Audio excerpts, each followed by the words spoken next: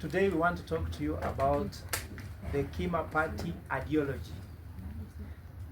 The Hekima Party ideology is based on welfare state delivered through an economic model called evolve. Each of the letters of evolve has a meaning. So I start with the party ideology. Kenyans have been left out of economic participation of their own country. If all those left out came together, they will definitely win and form government. Kenya has only two tribes, the looted and the looters. When the looted come together and elect one of them, the looters, who are the minority, would have no place in Kenyan leadership. When those who cannot get health clearance, are unemployed, are on CRB, burdened by Fuliza, cannot afford any form of insurance, cannot offer their families 3 meals a day, are united together, they can change this country. Hekima Alliance is a political party that belongs to Kenyans. It won't be operated like someone's kiosk, where aspirants must carry a briefcase of money to someone's house or see someone's wife to get the party ticket.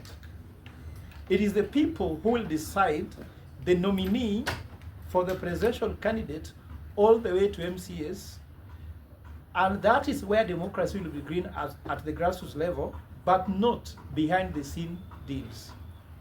We have party leaders in Kenya who keep both the party tickets and party checkbooks under their mattresses. Hekima Alliance will ensure both the youths, women, new entrants, and professionals find it easy to join politics and thrive. Hekima will encourage Kenyan professionals and youth to participate in building this party so that it can be run professionally. We want to be the party, the leaders who can't carry well the party affairs but expect to run the state. We're a party that believes that you are as good as your party when you are handed over with the trust of running a country. Hekima Alliance aspires to form the next government and shall hence demonstrate principles of good governance. In our registration process, when asked about what sets Hekima Alliance apart from others, it was very clear to us that we are a party that has the locus of control in parliament that can prevail upon the members of parliament to be pro-people by keeping party ideals in their debates in parliament, and also vote as per the sacrifice they have for the party ideology, but not sacrifice the party ideologies at the altar of brown envelopes in parliament. Now, I take you through the fiscal policy of Hekima Alliance. Hekima Alliance party ideology is based on a welfare state, where citizens' welfare becomes the main affairs of the state.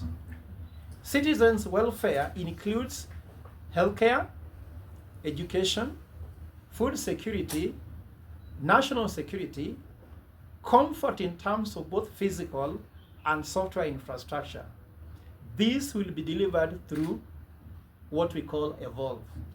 So in evolve is an acronym and a blueprint for the Hekima Alliance party. We start with the letter E.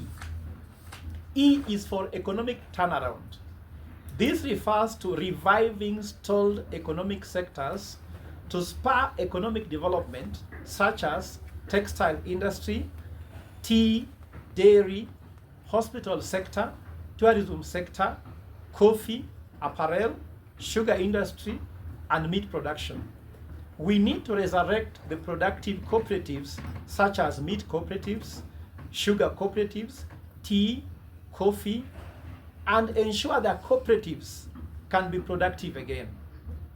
V is for value generation. This is awakening the sleeping giants of the Kenyan economy.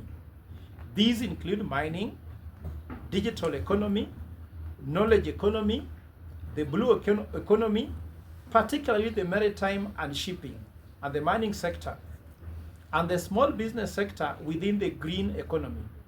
We're basically saying that we must keep the wheels of our aeroplanes up, wheels of our taxis and borders running. The economy works when the wheels of the economy is moving, but currently they have been kept in the parking lots, while the wheels that are moving are the wheels of corruption. We'll build the supply side of the economy, which will lower the interest rates, exchange rates, and inflation, hence increasing the purchasing power of the Kenya shilling.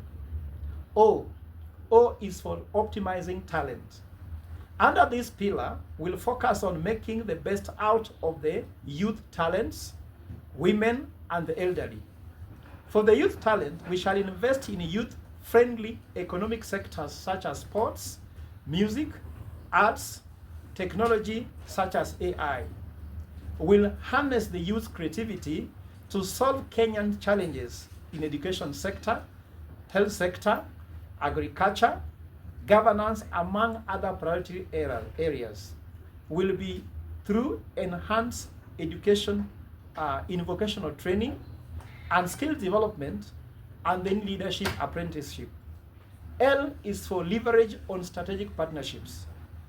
We shall run a transparent, accountable, and efficient government, which is the greatest foundation for attracting strategic partnerships. By establishing a clean and lean government, reducing bureaucracies, and streamlining systems, will position Kenya as a trusted development partner for NGOs, countries, foundations, development agencies, faith-based organizations, and make Africa a leading business hub. We have already mapped strategic partners to assist Kenya in critical areas such as education, healthcare, housing, agriculture, innovation, and climate resilience. V is for vulnerability management. In building our nation, we must move as fast as the slowest person. We cannot advance while leaving behind the vulnerable. Whether that is a neglected region like northeastern Kenya, lacking basic infrastructure, an unemployed youth in Mathare with untapped creative potential, or a fragile sector like small-scale farming, suffering from climate shocks. Vulnerability management means actively identifying, addressing, and protecting both vulnerable persons, such as widows in conflict-prone areas, single mothers in their daily struggle as single parents, persons with disability, and children on informal settlements, and vulnerable sectors like pastoralist communities affected by cattle rustling, or informal traders and businesses exposed to constant economic disruption and lack to access of credit. E, which is the last initial, environmental stewardship. We believe that the environment is not an inheritance from our ancestors, but a loan from the future generations. Our duty is to protect it, restore it, and wisely use it, not just for survival, but as a foundation for economic growth, climate resilience, and generational justice. For example, protecting the Mau forest preserves water towers that supply millions, while restoring Lake Victoria's ecosystem secures the livelihoods of local fishing communities. Supporting community-led tree planting in arid areas like Turkana not only fights desertation but also creates green jobs. Investing in carbon credit system in reforestation zones like Kajiado or Mount Elgon can generate income for local people while combating climate change. Environmental stewardship is both a moral responsibility and a strategic investment. The land must sustain not only our generation, but those yet to be born. The last segment is about telling about Hekima's foreign policy. Our foreign policy is simple. We will always put Kenya first. Kenya will always be built by all Kenyans using Kenyan resources all the time. From our local raw materials in construction, to our skilled youth in technology, our professionals and business community, to our farmers and artisans powering local production. We will not allow foreign companies to flood our market with products that we can make here happen. Now nor will we tolerate contracts that import labor while leaving our people jobless here happen. In all international relations, trade agreements, and diplomatic partnerships, the interests of Kenya and its people will take priority. Our party stands for protectionist approach in sectors of the economy where we have competitive advantage, while being open to free trade in market areas where we lack competitive edge. Kenya's growth must be driven by Kenyan resources, Kenyan labor, and Kenyan ideas. That is why Hekima Alliance Party believes in Hekima Mashinani, Rasilimali Mashinani, Kisha Matunda Mashinani. For example, government vehicles are routinely serviced at Toyota Kenya at a cost of 300,000 shillings per month. That is 6.06 billion shillings per year. Money that flows straight back to Japan. Yet later, we go to Japan and borrow loans from the same country to fund development. In reality, we are simply buying back the same money we spent at a cost. This is economic colonialism disguised as partnership. We need Kenyan owners of garages to service these government vehicles in order to earn money that can be recycled back to the Kenyan economy, not expatriated back to foreign countries. Similarly, in infrastructure projects like roads, foreign companies, especially Chinese firms, are given multi-billion shilling contracts as primary contractors. These firms then subcontract Kenyans and squeeze them at the lower rates to do the actual work. This system turns us into economic slaves in our own country. We will build the roads, but the profits are repatriated abroad. This must end. We will ensure that national projects led by Kenyan firms using local talent and materials where possible.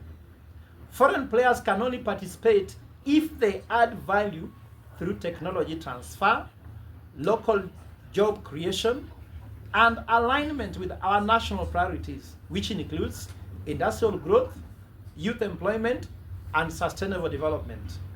Lastly, we'll also create an enabling environment for multinational corporations insofar as they will help in knowledge transfer, building our local industries, and human capacity building.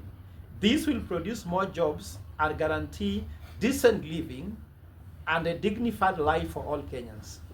We call upon all Kenyans to evolve with HAPA. I repeat, we call upon all Kenyans to evolve with HAPA. Tuko wapi? Hapa. Tuko wapi? Hapa. Asante sana. God bless you. God bless Kenya.